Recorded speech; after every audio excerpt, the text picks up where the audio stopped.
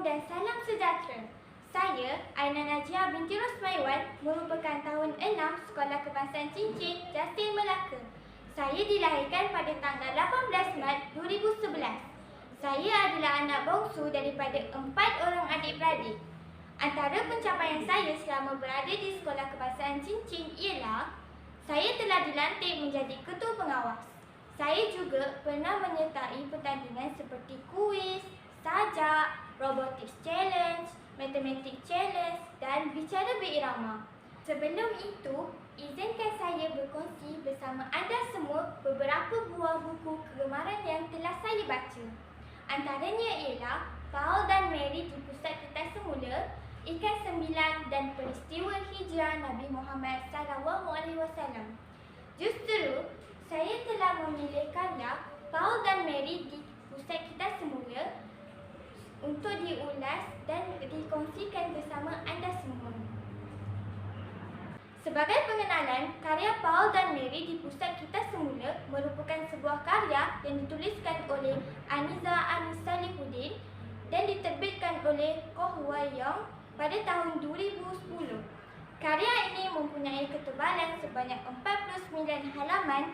Di dalam karya Paul dan Mary di Pusat Kertas Semula, ia mengisahkan tentang dua beradik yang telah pergi ke Pusat Kertas Semula untuk mengetahui bagaimana proses Kertas Semula berlaku. Pada suatu hari, semasa berada di Pusat Kertas Semula, mereka telah melihat bagaimana plastik di Kertas Semula. Encik Baget yang merupakan pemandu di Pusat Kertas Semula telah membawa mereka untuk melawat Pusat Kertas Semula itu. Terdapat beberapa buah bilik yang mempunyai fungsi yang khusus untuk memastikan proses Kertas Semula berjalan dengan lancar. Bilik yang pertama adalah untuk mencuci botol-botol plastik yang lama, manakala di bilik sebelah pula, botol-botol itu akan disusun oleh pekerja-pekerja. Oleh kerana setiap botol plastik mempunyai jenis yang berlainan, jadi botol-botol perlu disusun secara berasingan. Untuk pengetahuan semua, setiap botol plastik mempunyai nombor di bawahnya, yang mana nombor ini mewakili jenis plastik tersebut. Bilik seterusnya adalah untuk mencairkan plastik. Menurut Encik Baget, plastik yang sudah dikertas semula akan digunakan untuk membuat itik mainan, baldi mainan, meja, kerusi dan baju. Dengan kata lain, semua barang-barang yang ada di situ diperbuat daripada plastik yang telah dikertas semula. Kemudian, Encik Baget telah membawa Paul dan Mary ke sebuah kedai kecil. Apa yang mengejutkan, pintu kedai itu juga sebenarnya diperbuat daripada plastik yang dikertas semula. Mereka bertiga juga pergi ke taman dan di sana terdapat beberapa perancangan yang dibuat daripada plastik kertas semula. Paul dan Mary telah mendapat idea untuk membantu Pusat Kertas Semula itu.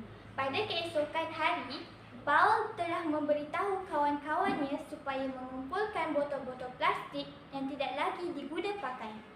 Selepas mengumpul botol-botol itu, Paul dan Mary membawanya kepada Encik Baget. Encik Baget sangat gembira dengan kuantiti botol plastik yang telah dikumpulkan oleh mereka. Oleh itu, Encik Baget memberi kerusi dan meja yang baru kepada mereka sebagai hadiah. Itulah kisah daripada karya Paul dan Mary di Pusat Kertas Semula. Banyak pengajaran yang boleh diperoleh daripada karya ini. Antaranya ialah kepentingan mempraktikkan amalan kertas semula, khususnya melibatkan botol plastik dalam kehidupan kita. Untuk pengetahuan semua, perebutan sebiji botol plastik mengambil masa kira-kira 450 tahun untuk merebut.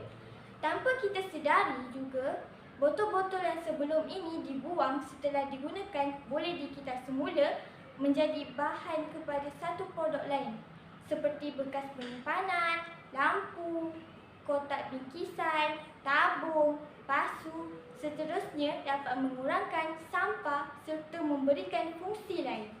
Justru, ayolah kita bersama selamatkan alam sekitar dan hidupan daripada lambakan dan pencemaran sisa plastik.